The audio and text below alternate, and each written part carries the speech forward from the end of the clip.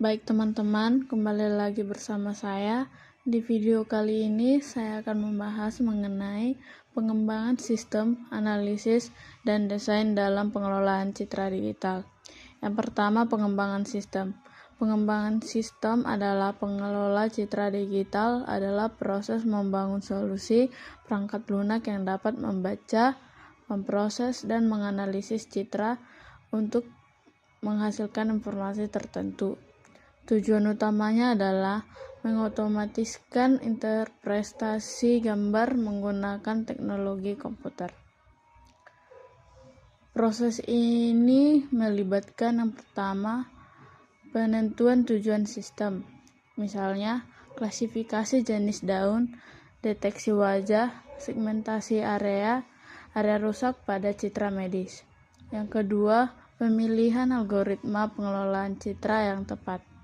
Yang ketiga, penerapan perangkat lunak menggunakan tools seperti Python, yaitu OpenCV atau Pillow, Matplotlib, atau TransformPlot atau untuk mengelola citra berbasis AI. Yang keempat, evaluasi performa sistem atau akurasi kecepatan ketahanan terhadap noise. Yang kedua, analisis. Tahap analisis bertujuan untuk memahami. Yang pertama, kebutuhan pengguna. Apa yang ingin dihasilkan dari pengelola citra? Jenis citra yang digunakan, citra RGB, grayscale, citra medis, satelit, dan sebagainya. Teknis yang dibutuhkan, apakah perlu filtering, segmentasi, edge detection, atau klasifikasi? Masalah yang mungkin muncul adalah noise, resolusi rendah, pencahayaan yang tidak merata, dan lain-lain. Yang ketiga, desain. Desain adalah tahap perencanaan teknis dan visual bagaimana sistem akan digunakan dan dijalankan. Desain alur proses citra digital, misalnya yang pertama, input gambar. Yang kedua, pre-processing atau grayscale result filtering. Yang ketiga, segmentasi objek utama. Yang keempat, ekstraksi fitur. Yang kelima, klasifikasi atau analisis hasil. Desain antarmuka atau UI. Jika sistem akan memiliki tampilan seperti form unggah, gambar, tombol proses, hasil output. Pemilihan arsitektur sistem, modular, berbasis AI atau deep learning, desktop, web, atau mobile. Metode pengembangan perangkat lunak. Yang pertama, SDLC atau System Development Life Cycle adalah kerangka kerja umum yang menjelaskan tahap-tahap dalam proses pengembangan sistem perangkat lunak, mulai dari perencanaan hingga pemeliharaan. Yang kedua, metode waterfall adalah model pengembangan perangkat lunak berurutan dan linear, di mana setiap tahap harus selesai sepenuhnya sebelum tahap berikutnya dimulai. Yang ketiga, spiral model menggabungkan unsur interaktif atau pengulangan dari prototyping dengan pendekatan sistematis dari waterfall. Model ini berfokus pada manajemen risiko dalam tiap siklus pengembangan. Yang ketiga, Rapid Application Development atau RAD. RAD adalah metode pengembangan perangkat lunak yang menekankan pada kecepatan pengembangan dan interaksi cepat dengan keterlibatan aktif dari pengguna. Tahapan umum pengembangan sistem yaitu adalah yang pertama, analisis, yang kedua desain, yang ketiga implementasi, yang keempat perawatan, yang kelima dokumentasi. Penjelasan setiap tahapan. Yang pertama, analisis. Tahapan analisis adalah fondasi awal dalam proses pengembangan sistem. Tujuannya adalah memahami apa yang dibutuhkan oleh pengguna serta bagaimana sistem akan digunakan. Kegiatan utamanya yang pertama, mengidentifikasi masalah yang ingin diselesaikan.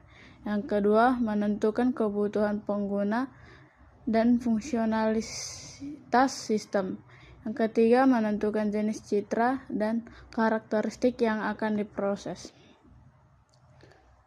Yang keempat, menganalisis kendala teknik seperti kualitas citra, noise, resolusi rendah, dan lainnya. Yang kelima, menentukan target pengguna, misalnya ilmuwan, petani, atau dokter. Output tahap ini adalah dokumen kebutuhan sistem atau requirement analysis dokumen. Yang kedua adalah desain. Desain adalah tahap perencanaan teknis dan visual untuk menggambarkan bagaimana sistem akan dibangun dan dijalankan. Kegiatan utamanya adalah yang pertama, merancang arsitektur sistem atau modular, AI-based, cloud, dan lain-lain. Yang kedua, mendesain alur proses pengelolaan citra, misal input, pemrosesingan, segmentasi, klasifikasi. Yang ketiga, mendesain antarmuka pengguna atau UI, seperti form unggah gambar, tombol proses, tampilan hasil.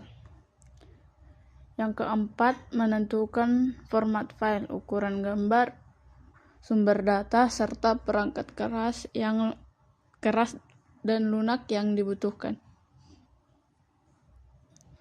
Output tahap ini berupa blueprint sistem atau diagram rencana teknis. Yang ketiga, implementasi. Tahap ini adalah proses membangun sistem berdasarkan desain yang telah dibuat. Ini melihat proses pengkodean dan interaksi sistem. Kegiatan utamanya yang pertama adalah menulis kode program menggunakan tools tertentu atau Python, MATLAB, TensorFlow, dan lain-lain. Yang kedua, menerapkan algoritma pengelolaan citra seperti filtering, segmentasi, klasifikasi. Yang ketiga, mengintegrasikan sistem dengan database, model AI, atau API eksternal. Yang keempat, melakukan uji coba awal atau unit testing. Output tahap ini adalah sistem perangkat lunak yang dapat dijalankan. 4. Perawatan atau maintenance. Setelah sistem diimplementasikan, tahap ini menjaga agar sistem tetap berjalan dengan baik dan relevan terhadap kebutuhan pengguna. Kegiatan utama, perbaikan bug atau kesalahan yang ditemukan setelah implementasi. Yang kedua, perubahan sistem jika terjadi perubahan tertentu. Yang ketiga, otomasi performa atau misalnya peningkatan akurasi, kecepatan, pengurangan error. Yang keempat, mengalami umpan balik dari pengguna. Tahap ini berlangsung terus-menerus selama sistem masih digunakan. Yang kelima, dokumentasi. Dokumentasi penting untuk menjelaskan cara kerja sistem, proses pengembangan, dan panduan pengguna bagi pengembang dan pengguna. Kegiatan utamanya yang pertama adalah menyusun dokumentasi teknis atau arsitektur sistem, kode, konfigurasi, dan lain-lain. Yang kedua, menyusun dokumentasi pengguna atau manual pengguna atau FAQ, panduan instalasi. Yang ketiga, membuat catatan pengujian dan hasil evaluasi tertentu. Dokumentasi sangat membantu jika sistem perlu diperbaiki, dikembangkan lebih lanjut, atau digunakan oleh tim lainnya. Kesimpulannya adalah kelima tahap ini merupakan kerangka kerja penting yang digunakan dalam hampir semua metode pengembangan sistem. Mereka memastikan bahwa sistem pertama sesuai kebutuhan, yang kedua didesain secara matang, yang ketiga diimplementasikan dengan baik, yang keempat dapat dirawat dalam jangka panjang, yang kelima serta mudah dipahami dan digunakan oleh orang lain. Di sini adalah rancangan antarmuka yang akan saya program menggunakan Python. Sebelumnya saya sudah mempunyai kode programnya. Di sini saya hanya tinggal membukakan idle Python.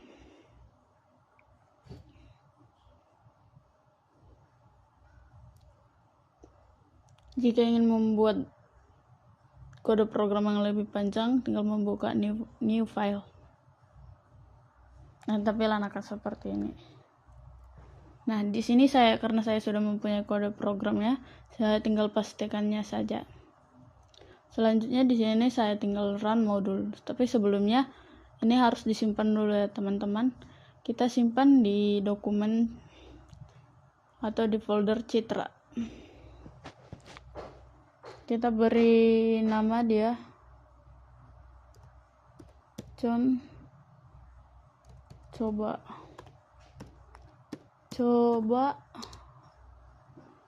3. Tinggal simpan. Dan ini adalah hasil setelah program dijalankan. Di sini kita ada file, operasi, dan help. Di sini kita buka file, kita pilih gambar.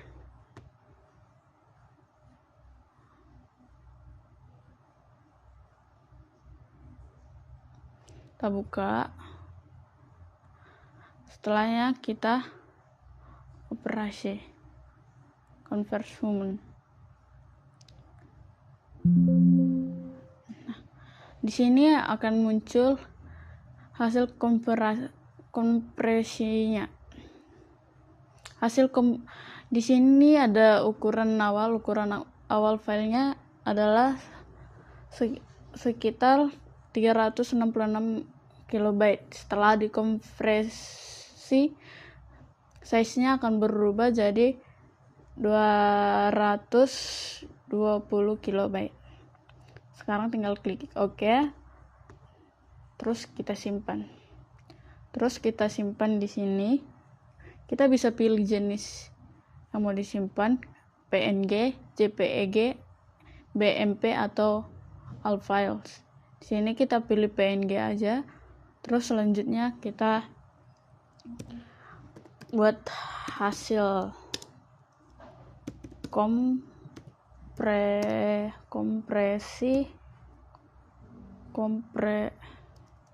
kompresi